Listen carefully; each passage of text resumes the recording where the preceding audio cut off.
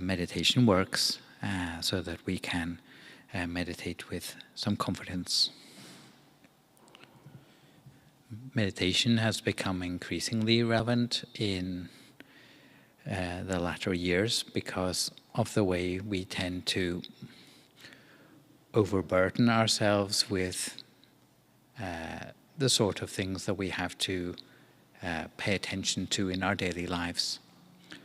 Often we spend so much time with our attention on the things around us or the demands in our everyday life that we have very little mental energy left to come back to ourselves or to even to recharge the batteries of our mind occasionally. So meditation is proposed as a way to help us to bring body and mind back into balance in a way that recovers our awareness from all those things around us and brings it back within the space of the body. So the thing we're talking about, bringing back within the space of the body, you might call it your mind, but possibly it's easier to think about it as your awareness or the focus of your attention. Simply bringing it back from all those things around you to a place within your body. And the idea is that if we can get our awareness to remain within the space of our body, the longer it stays there, then the more calm we'll feel, the more mastery we will feel of our mental state. But when our mind is caught up in the things around us, or it's far from where we are physically, then the mind tends to sort of get a little bit out of control. It's not something that we can really work with very easily. So meditation is a way of bringing the mind back within ourselves. A way you may have heard about working with the mind is to keep it on the breath, because the breath is like a column of air which runs between our nostrils and our diaphragm. But if you are working with the breath, it has one disadvantage, which is that you're always working with a moving target. So generally what I recommend for those who are new to meditation is to use some sort of visualization in the mind, where you conjure up a picture in your mind, which will then hold your awareness wherever you wish it to be. And ideally, we would bring the imaginary picture, maybe a picture of the sun shining, maybe of the full moon, a star, or a diamond, something like that, back to the center of our body, down there at our abdomen. Some people work well with an image, others have more of a feeling, almost as if you feel the presence of that inner object, in which case you would work with the feeling instead. But today I'm going to go back to the very basics of meditation, and what we're going to do is called a 7 bases of the mind meditation, which means that once we've relaxed both our body and our mind, then we imagine our little image in front of our face first of all, make it smaller in size, and then move it down through a series of 7 points to finally reach to the center of our body. So I'll talk you through each of those 7 points, but it will help you to get the comparison between what it's like focusing your attention externally and what it's like focusing your attention internally. And for those of you who have already built up that familiarity with the center of your body, then please feel free to go straight there if you don't need to work with the first 6 points. Usually when we sit for meditation, if we're sitting on the floor, then it's sitting cross-legged, usually in what's known as the half-lotus position, as you can see some of our members sitting today. The right leg up on the left leg, right foot on the calf of the left leg. But if you're sitting on a chair, it's good to sit fairly upright rather than slouching into the chair, simply to be able to find the center of your body more easily and also to breathe fully. The way we put our hands together is with the right hand on top of the left hand and the index finger of the right hand up against the thumb of the left hand, and our hands just rest palm upwards in our lap. Again, if we get sleepy during meditation, then this is the finger slipping out of position will give us some advance warning of that. So our hands just rest easily in our lap. So today, on a Tuesday evening, we usually sit for about a half an hour meditation. So I'll lead you through that now if you are sitting comfortably.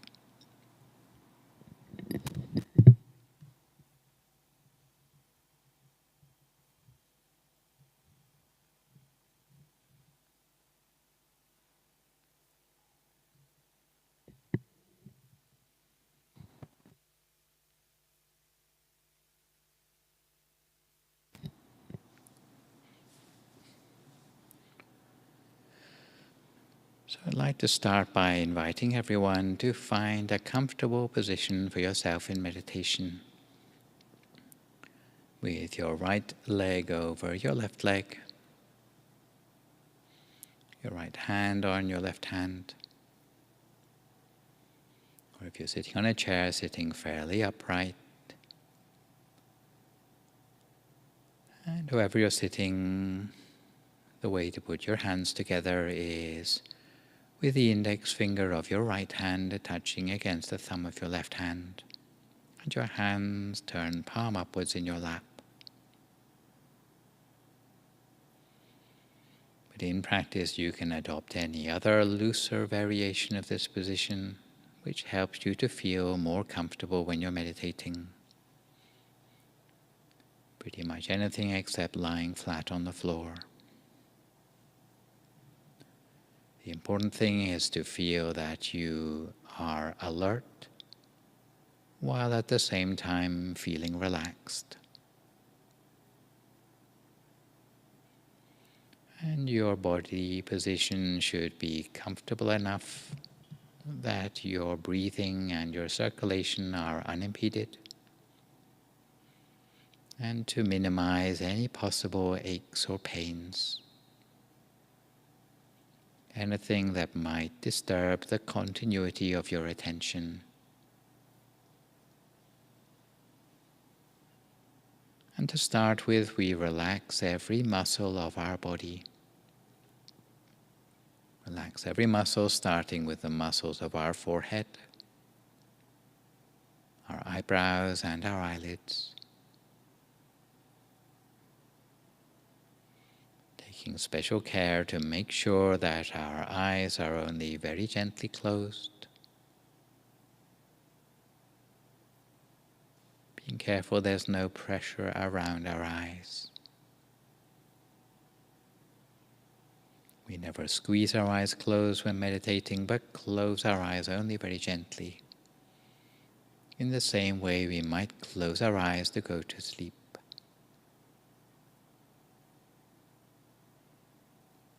From there, we relax the muscles of our face, our neck, both of our shoulders, both arms, hands and fingers, all the way down to the tips of our fingers. Relaxing them all completely before moving on to relax the muscles of our chest, our trunk, and our abdomen, both of our legs, all the way down to the tips of our toes, so that eventually all the way from the top of our head, right the way down to the tips of our toes, there's no remaining part of our body with any sort of stress or tension anymore.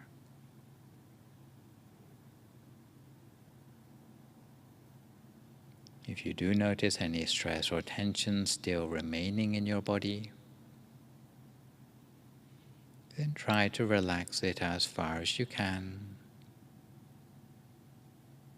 because the body that is completely relaxed will have the feeling as if it seems to melt away into the atmosphere around you,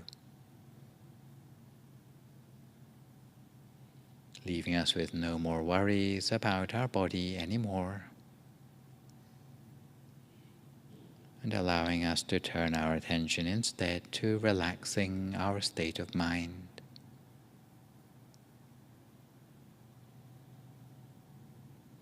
The way we relax the mind in preparation for meditation is by letting go temporarily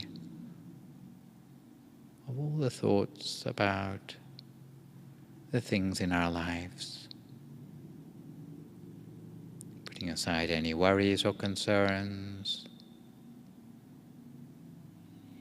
whether it be about work, friends, family, study, or any other thing. Instead, we keep our mind on the task in hand, on working with the mind, while at the same time filling our mind with a sense of happiness and joy, as if our whole mind were filled with tiny particles of that happiness and joy, filling the mind so completely that there's no room left in the mind for any other sort of thought. So we make our mind spacious, light in weight, radiant and refreshed.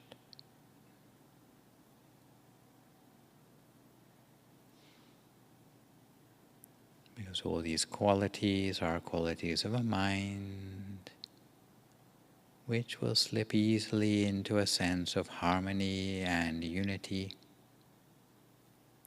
as we embark on the meditation ahead.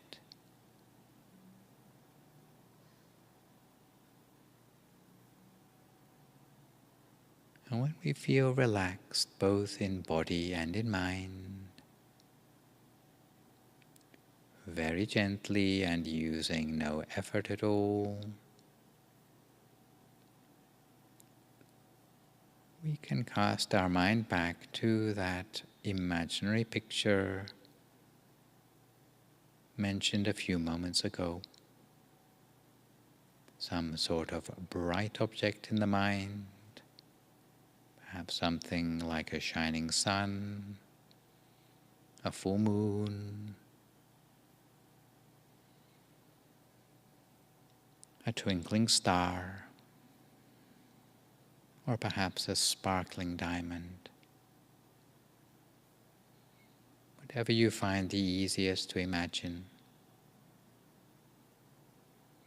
And bear in mind that it may be more of a feeling than a picture, almost as if you sense the presence of the object by how it feels, by its weight and texture, its shape and position.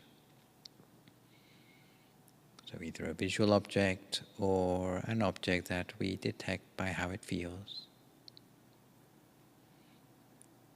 We imagine the object is floating a short distance in front of our face.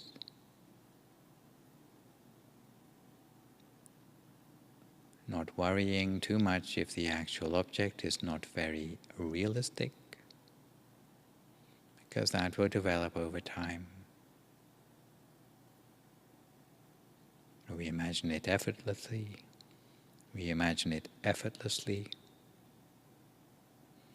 While reducing the object down in size until it's only 2 or 3 millimeters in diameter and floating in front of our nose, in front of the left nostril for ladies, in front of the right nostril for gentlemen, at a point known as the first base of the mind. And having reached this point, the object stops still, and we make the object as realistic as we can, while hearing the sound of that traditional mantra passing through the mind, with words such as Samma Arahang, Samma Arahang, Samma Arahang, which are the Indic words for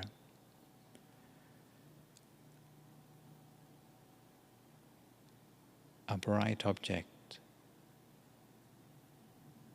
imagined in the proper way. But in fact, you can swap in any other mantra or affirmation which you feel happier with, just as a mechanism to help clear the mind of thoughts. And from there we move the bright object slowly upwards within the space of our nose, inside the left nostril for ladies, inside the right nostril for gentlemen.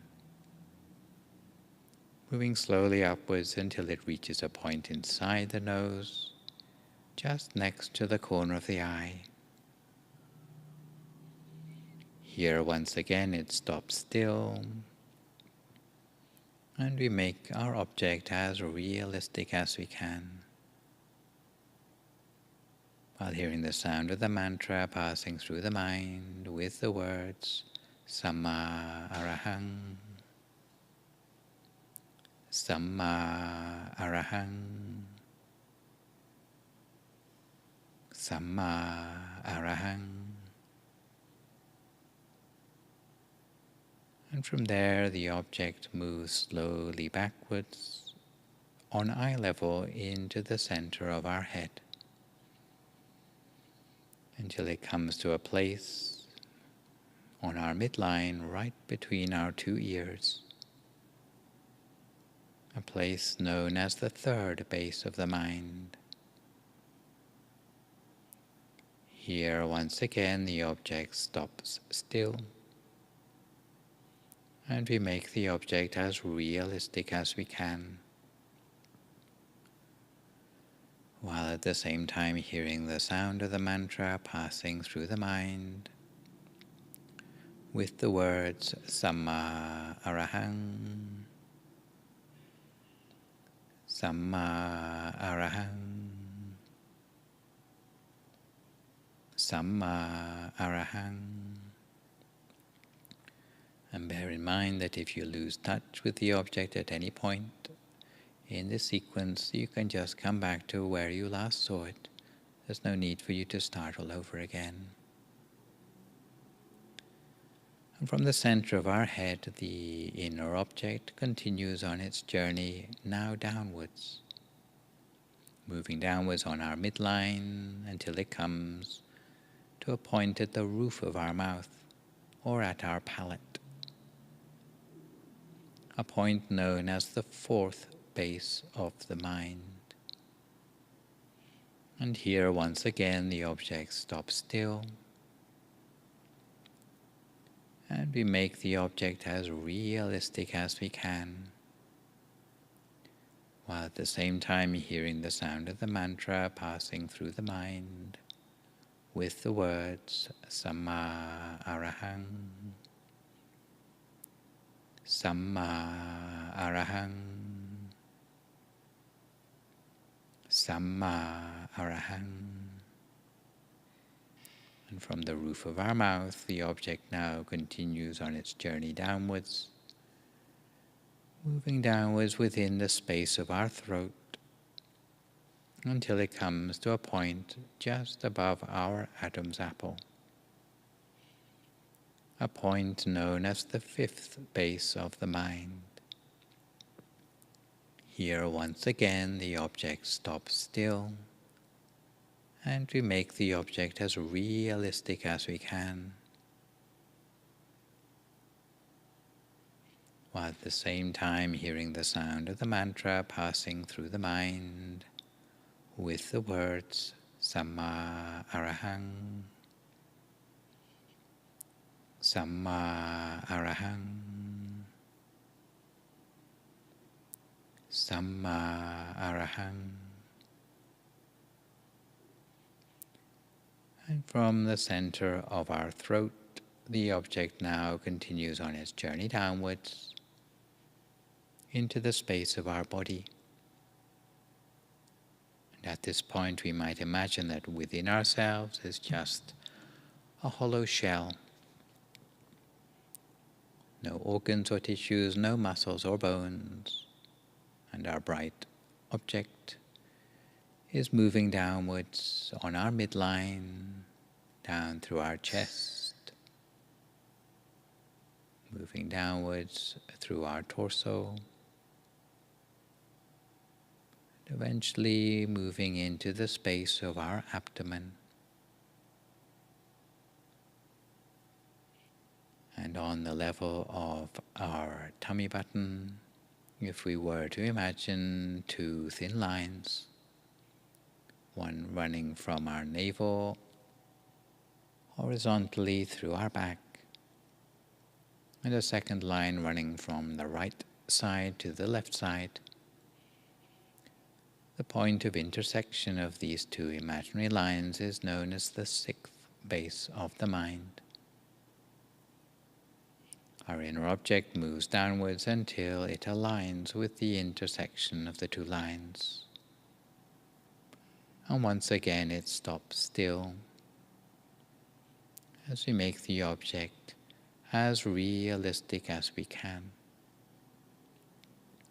while hearing the sound of the mantra passing through the mind with the words Samma Arahang, Samma Arahang, Samma Arahang.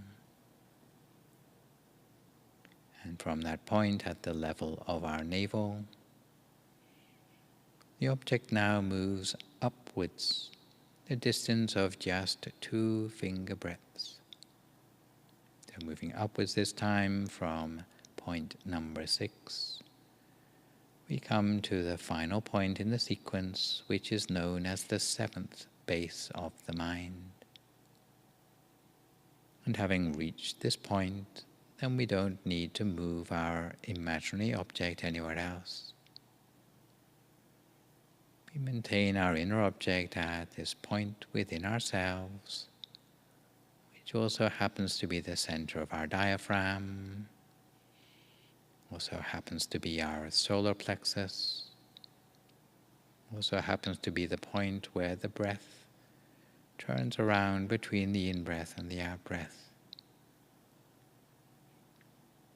So we maintain our inner object at this point now as continuously as we can, for as long as we can, at a point that is the true center of gravity of the body. So all the while we hear the sound of the mantra, Samma Arahang, Samma Arahang, Samma Arahang,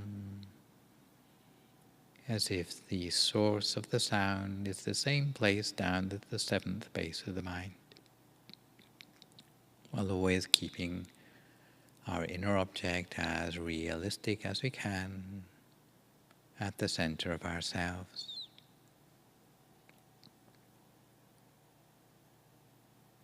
If we find our attention wandering away onto other things, each time we just bring it back again to the 7th base of the mind as before. If the inner object disappears, we can conjure up a new one. But if it changes, we just follow it in its new form, lightly and gently.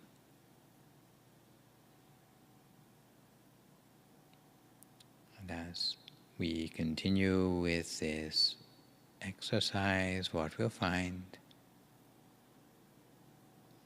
is that the inner object will become gradually clearer to us. Also, the feelings in the mind will become gradually clearer. At the same time, the number of thoughts in the mind will become gradually less. Less and less until our inner object comes to what's known as a standstill at the center of ourselves. In the beginning, we may find that the mind has a tendency to wander, sometimes wandering to the sounds around us, to the thoughts in our head, or to the sensations in our body. Especially if we're new to meditation, we shouldn't feel disappointed by this. But as soon as we realize, we just bring our mind back again to the inner object within us and the sound of the mantra, until eventually our awareness will build up a sense of familiarity with this point at the center of ourselves. And the mind will start to stay at the center of the body more or less by second nature. For now, we cultivate the mind on track at the center of ourselves by means of our inner object, and also by hearing the sound of the mantra in our mind over and over again for a few more moments now in silence, until we come to the appropriate time.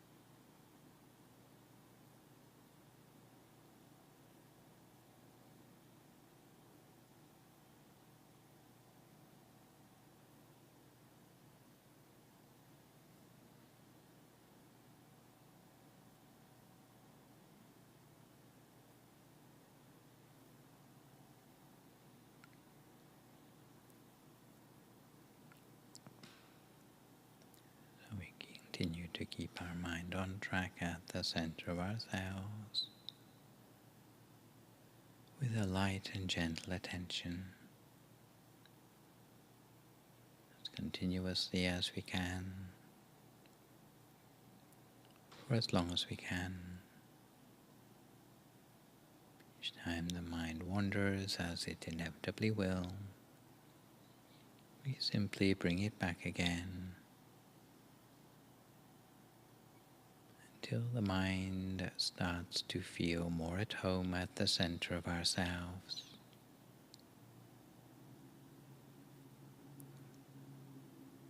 At the same time, in tandem with the visualization at the center of ourselves, we continue with the sound of the mantra coming up from the same place within ourselves over and over again, with the words Samma Arahang, Samma Arahang, Samma Arahang, over and over again, until at a certain point in our meditation we may find that the sound of the mantra will die away of its own accord. And if there are no more thoughts popping up in the mind anymore, we'll be left with nothing but a pure, clear, shining mind at the center of the body. If there are no more thoughts at this point to irritate the mind, then there's no need for us to restart with the mantra anymore. We simply cultivate the mind in stillness at the center of the body. And as that mind enters upon a sense of stillness, then the feelings of happiness and purity and brightness will start to arise by themselves as an automatic byproduct of the process. So for now we cultivate our mind in silence, lightly and gently, for a few more moments, maintaining our mind at a standstill at the center of ourselves, each to our own meditation for a few more moments now in silence, until we come to the appropriate time.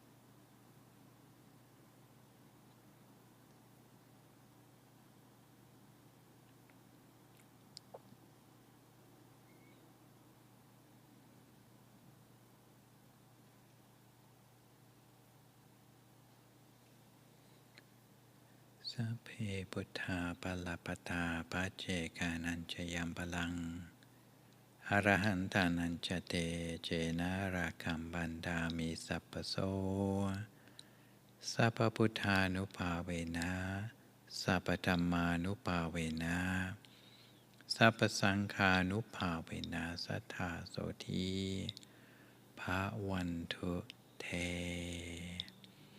So if you'd like to come to the end of your meditation for this evening, you can gradually open your eyes again. If you feel at all uncomfortable, then slowly try changing to a more comfortable position before gradually finishing your practice.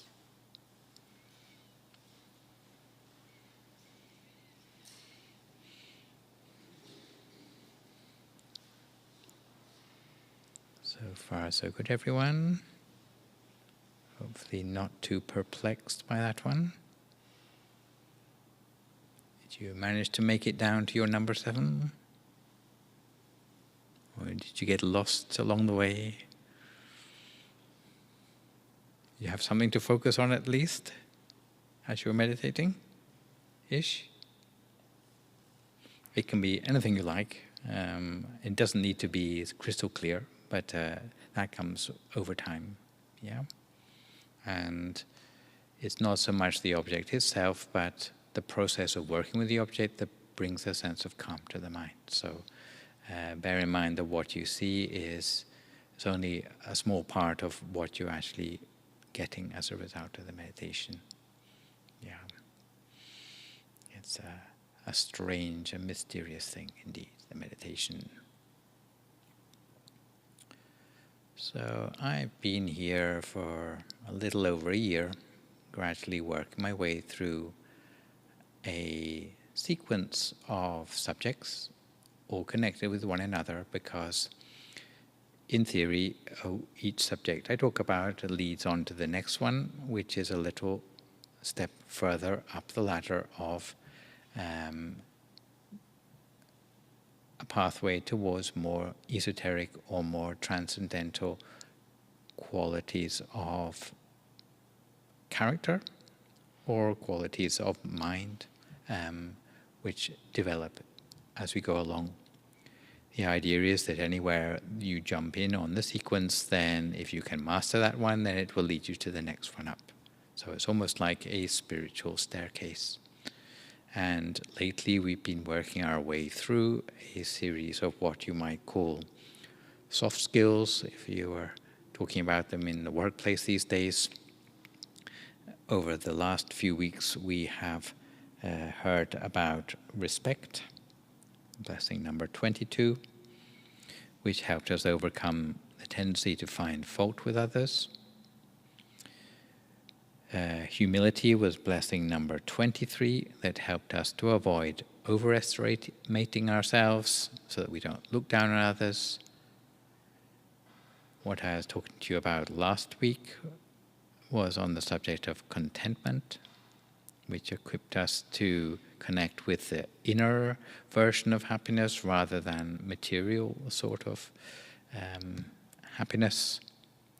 And as we move on to gratitude in the present blessing, it's as if we're tilling the ground to make the ground fertile, so that when we come to the final one, which is listening to teachings about spirituality, otherwise known as the Dharma, then those seeds will take root.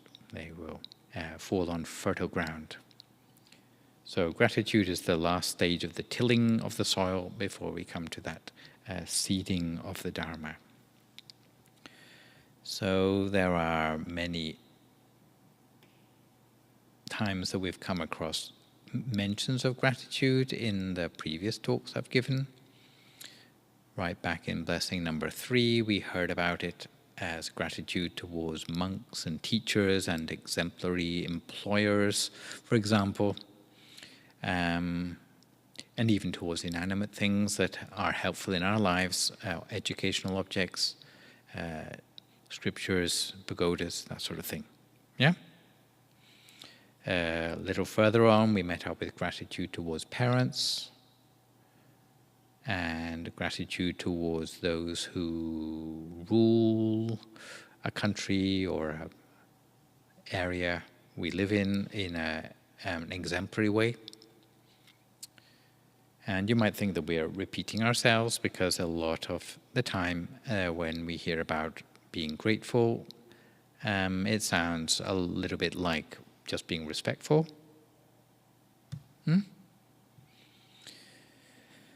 But generally, the difference we meet up with between respect, which we have already looked at, and the sense of gratitude is, firstly, gratitude is more about the particular ways in which we have been helped by a thing or a person,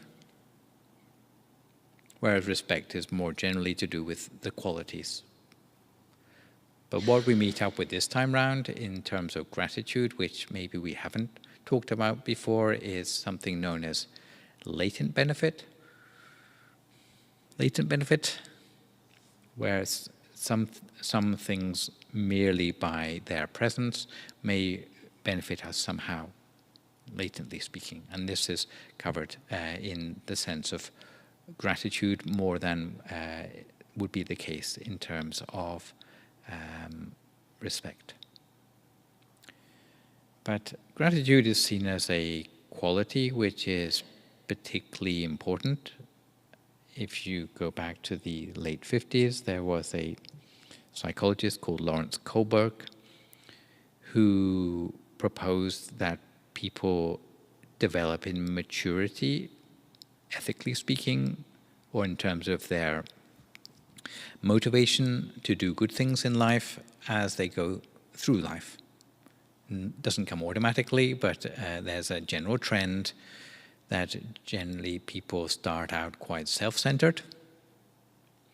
As they go through life, that self-centeredness shifts slightly so that people do good things or do altruistic things in their lives, maybe they're more motivated, less by punishment or by rewards for those sort of things, which you would expect from maybe more from children. But maybe in teenage years, then altruistic behaviors might come more as a result of social approval. So there's a shift in the motivation, which Lawrence Kohlberg referred to as a sense of maturing.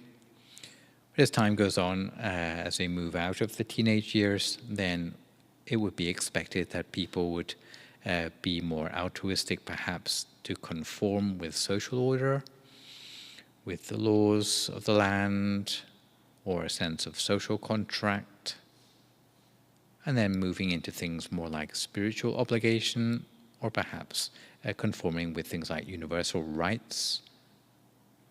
And finally, not everyone reaches this point in their life, but people might align themselves more with a sense of altruism, more as a sense of an abstract ideal. But what we learned from the research of Lawrence Kohlberg actually overlaps quite a lot with what we hear from Buddhist teachings as well, which are that firstly, people who are altruistic are quite hard to find. That is, like, altruistic for the right reasons. And secondly, that without some gratitude on the receiving end of the altruism which those people express, then the rarity of altruism would certainly become more. So it's only because of gratitude people receive when they are being altruistic that they are motivated to do more of the same. Yeah? So firstly, altruism is hard to find, the people who do something first without expecting something in return. But if the gratitude is expressed, then that helps there to be more altruism around in society. So there is a sense of society, through its gratitude, helping more altruism to take place within that society. For that reason, it is said that gratitude is very important to make a society a nicer place to live in. So, if we are thinking about developing gratitude, and I will talk about this more on Thursday, the advantages of there being gratitude around in our character or more generally in society is that it can make us more resilient when we are coming across obstacles to doing the good things in our lives rather than the easy thing.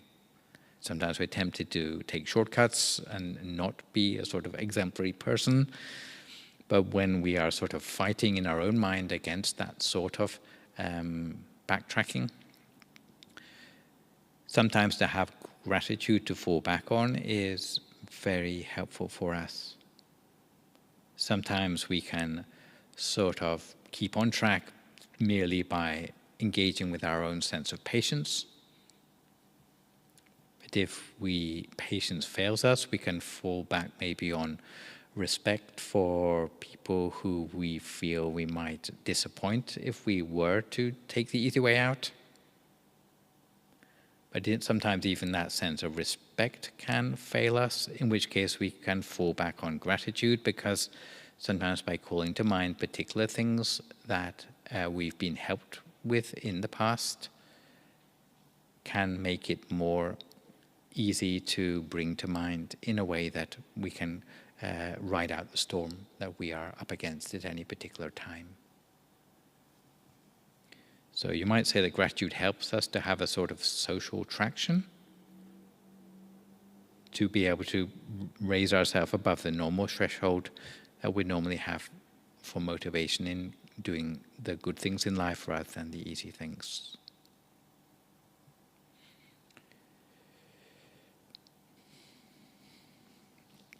So within the Buddhist tradition, the word gratitude is translated as the word katanyu. And it would basically mean being able to recognize benefit brought to us by someone else or something else. So there's the sort of noticing when something has come to us as a result of someone else's goodwill. That would be called gratitude. But it also means recognizing latent benefits that may come to us. I mentioned that before. Maybe to give an example of that, sometimes having an insurance policy is like quite, it takes a weight off our mind even though we haven't made a claim on it yet. Yeah? Because latently it can help us out in case something goes wrong. Or having a hospital just around the corner is also good to know, even though we may not have used their services yet, but we know that we can go there if ever something bad happens to us. In the same way, there are some things within Buddhism, especially the category of being known as the Pacceka Buddha. Ever heard of that before? Pacceka Buddha? Or solitary Buddha? Well, we've heard of there being Buddhas who come like once in a blue moon, who are able to teach and spread teachings. But more often there's a sort of Buddha that arises in the world which are known as silent Buddhas or solitary Buddhas. They are called Pacceka Buddhas. They have all the qualities of a Buddha, of enlightenment, but they aren't able to teach. But sometimes simply having them around sort of bodes well for anyone in their midst. So latent benefit, also people can have gratitude for that as well, even though they're not receiving teachings directly from those personages. So there's more of this idea of latent benefit for gratitude than there is for respect. Sometimes I'm asked, is gratitude the same as like loyalty? Because like loyalty is normally in your sort of little book of virtues to be studied in the Western world. Little book of virtues. You tend to get more sort of loyalty tends to be right up at the front there, more than gratitude or respect. But loyalty is more to do with just sort of sticking with a person through thick and thin, rather than it concerning any benefit, any particular goodness which you have received at the hands of that person in the past. Okay. So there are degrees of gratitude, just as there are degrees of ingratitude. And I'll tell a little story about each to illustrate my point. The first is a story from the time of the Buddha, and it concerns an aged man who had been sort of neglected by his own children towards the end of his life.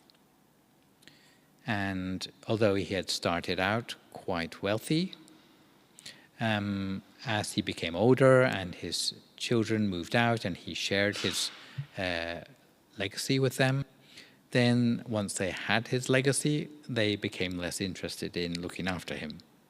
And he ended up more or less destitute. So when he became destitute, he thought, well, maybe I can sort of turn up at the temple and become a monk there, and they would look after me instead.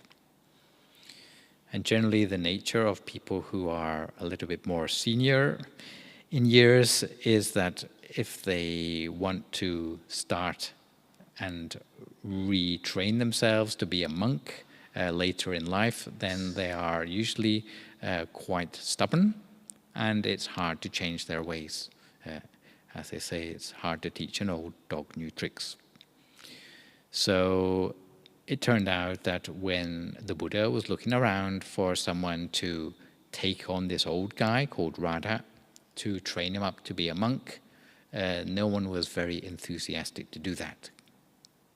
You get sort of young monks and like lots of energy, yay, much easier to train up.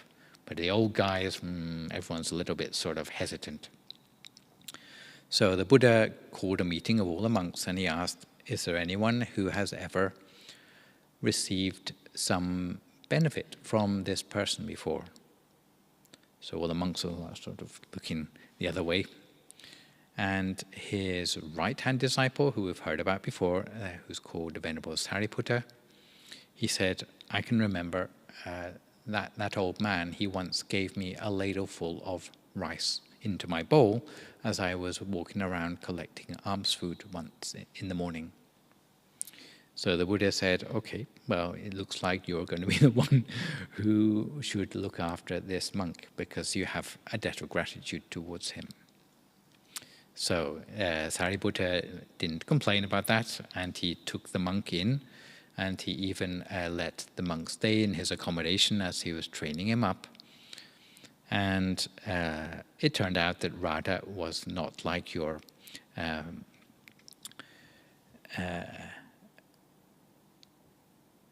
average old guy, but he is very quick to learn, very enthusiastic.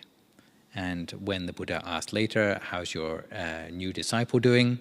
Then he said he could speak only praise of his student.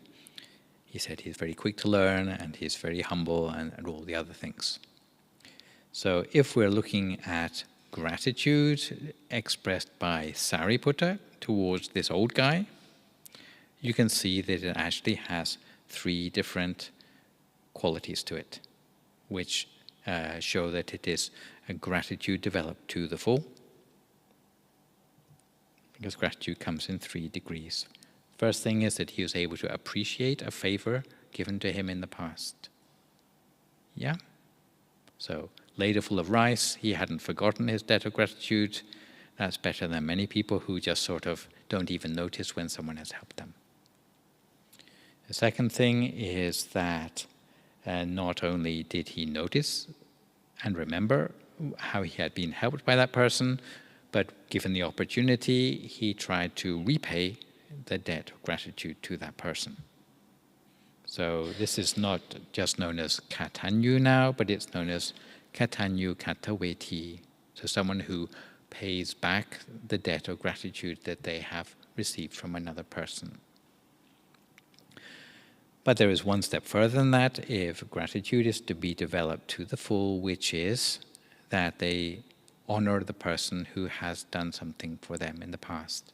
And the way Sariputta honored this particular old monk was that he praised him when given the opportunity to do so. So when he asked about how's he doing, then he said that the monk was doing well. He is a sort of exemplary student. Yeah, he found something good to say about his student. So much better than people who ignore favors, better than people who don't return favors, and people who sometimes even go as far as to deny how they've been helped by other people. Just as you can talk about degrees of gratitude, you can also take the flip side, how ungrateful some people can be as well. So this is like not a comment on anyone in particular, but it just sort of out there in the world, there are certain sort of grades of ingratitude as well. So I'll tell the story again. It's a Jataka story about animals who can talk. And it comes from what's known as the Javasakuna Jataka, Jataka number 308, which is a story about a mountain lion. Yes, a mountain lion and a bird. Yeah. And the mountain lion, he was scoffing his food one day when he got a piece of bone stuck in his throat. And lions are pretty scary at the best of times. And the lion was sort of roaring with pain. So a woodpecker, which was perched nearby, heard the lion's cries and asked, "What is causing you so much trouble?" And the lion said, "A piece of bone has got stuck in my throat." So the woodpecker said, "Well, actually, I could probably help to remove it for you."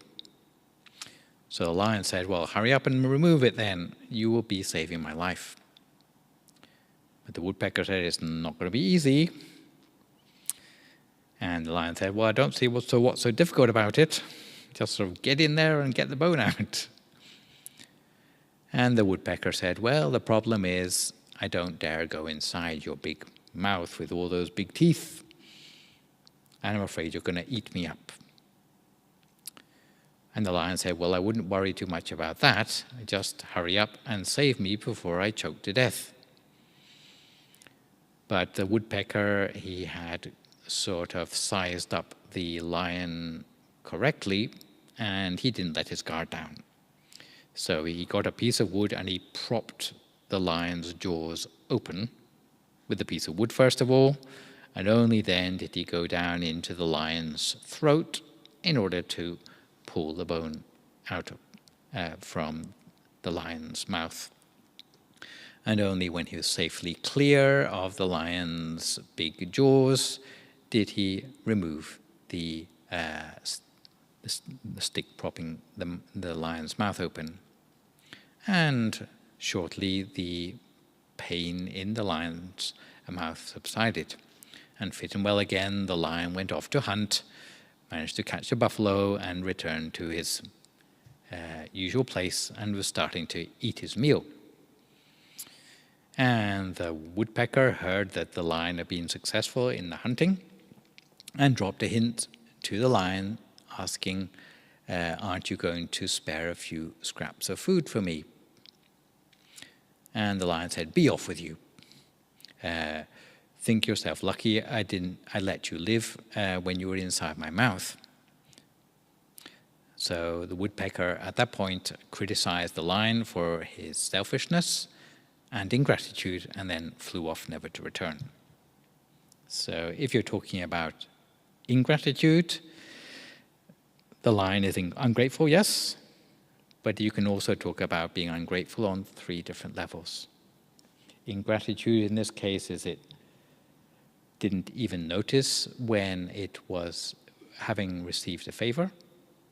Second thing was, given the opportunity to repay the favor, failed to do that. Most people just forget to return the favor, but actually turning down someone is even more ungrateful than that. It's almost like turning a blind eye to favors received. Or some people, they just think they're entitled to receive favors, which is probably even worse. But there's worse than that, which is denying having received help from other people. And for the line in this particular case, it comes into the last category of basically biting the hand that feeds, because not only did the lion deny having been helped, but even threatened the bird as well. Yeah. So generally, if you're in the States, the time when you're called upon most frequently to talk about gratitude is Thanksgiving Day. I don't think they have that here. But the Thanksgiving story is sort of somewhat of a myth. The nice Devon people who got in their little boat in Plymouth. Possibly not quite as nice as you thought. But the Pilgrim Fathers, 1621, managed to make it all the way over to America. And when they arrived, they were in a pretty bad way. They'd been exposed to cold weather on the way over. They had scurvy, starvation, infectious disease when they first set foot on land. In fact, the only reason they survived at all was that out of the goodness of their hearts, the Native Americans saved them, fed them, looked after them. But instead of thanking or helping those Native Americans, in the picture they're feeding them turkey and stuff, I think that's probably not quite accurate.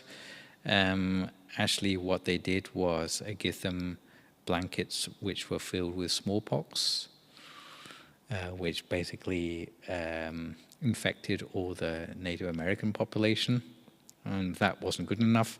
Instead of thanking the Native Americans who actually brought the turkey in the first place, they took their land. Have you heard of the Trail of Tears? It didn't just take land from this particular tribe, which is called the Wampanoag tribe, but they actually worked out they could do the same for all the Native Americans and get them all to live on reserves instead. So actually the irony of the Thanksgiving story, which ought to be about gratitude, is that it ticks all the boxes for ingratitude that we have discussed today. Next time I see you, which will be on Thursday, then I will talk a little bit more about how, if you feel that you are lacking in gratitude on a certain level, you can actually work on that in various ways. So I'll talk more about that next time around. But for today, a few announcements I would like to make are that if you're new to meditation, you feel it may be useful for you, practice makes perfect, and the idea is possibly not just to meditate once and all your problems will go away, but to try to build meditation into your everyday life, perhaps by meditating for perhaps 20 minutes a day, if you can find the time for that, and choosing a time of the day when you will be fairly uninterrupted by other things in your life, or at the time of the day when you feel you have enough energy to sit without getting too tired. And if you sit for 20 minutes a day, then little by little it will start to get deeper into your into the way of focusing your mind. So it'll come more naturally to you as time goes on. Today we did 7 bases of the mind, which meant going down base by base down to the center of the body. But having found the center of your body and being confident about its position, then next time you meditate, you can just relax your body and mind and go directly to the number 7, which would be the best way to practice.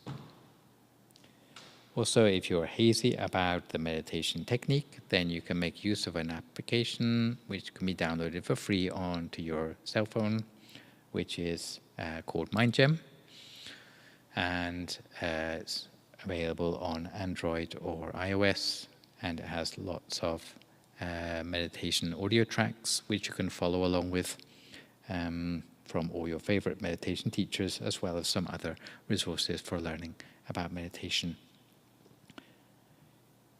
The in-person classes here generally happen every Tuesday and Thursday evening, but for this year, the Thursday coming will be the final one for this year, and the classes will restart again on the 10th of January. However, if any of you are free over the New Year period, between the 30th of December and the 2nd of January, there will be a sort of little residential retreat going on here, which you can stay over if you wish to, but you might dip in and come during the morning sessions, which would be about 9 o'clock till 11, or the afternoon sessions between 1 and 3 o'clock normally, and there'll be teachings going on and meditations in English for a small group, usually held in the white room up on the mezzanine floor. Things to look forward to in the new year include a visit to us by some of the monks from the International Monastery in Thailand, who will be with us between the 17th and the 24th of January. So you can look forward to some new faces sharing their knowledge with you direct from Thailand. And we'll also mention, if any of you are feeling charitably inclined, there will also be some opportunities in the new year for helping to represent the temple as we go around making a presentation of New Year gift hampers to those who have helped our temple during the year, and also to the York Road Homeless Project and the food bank as well. So if you're interested in helping with any of that, then please mention it to Patrick, and we can go and have your photo with the mayor or whatever, or the fire brigade or the police or whoever else you are particularly attracted to go and thank and show your gratitude for after a whole year of being supported by them. So for today, I think that's all I have for you. But if there are any questions, comments, or feedback at this point, I'd be very pleased to hear from you.